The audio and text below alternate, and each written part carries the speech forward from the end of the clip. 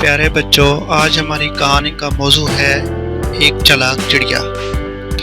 एक दफ़ा का जिक्र है कि एक चिड़िया थी और उसका नाम चीखी था।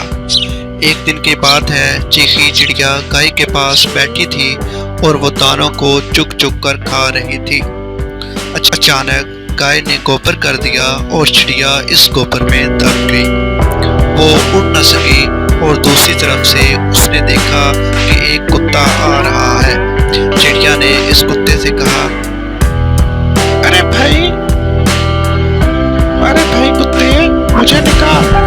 कुत्ते ने कहा, अगर मैं निकालूंगा तो मैं तुझे खा जाऊंगा। चिड़िया ने कहा, हाँ भाई, तुम खा लेना। कुत्ते ने चिड़िया को गोबर से निकाला। अब चिड़िया ने कहा, अरे कुत्ते भाई, मुझे दो तो ले, तुम पहले ही खाना स्टार्ट हो गए।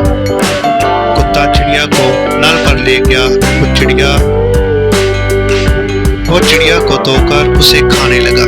चिड़िया ने कहा, अरे कुत्ते भाई, तुम्हें क्यों इतनी जल्दी पड़ी है? थोड़ा मुझे सिखा तो लो।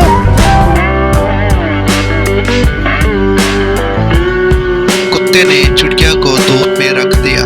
थोड़ी देर में चिड़िया के पर सूख गए और वो चिड़िया पुर से उड़ गई और कुत्ता वो ही देखता रह गया।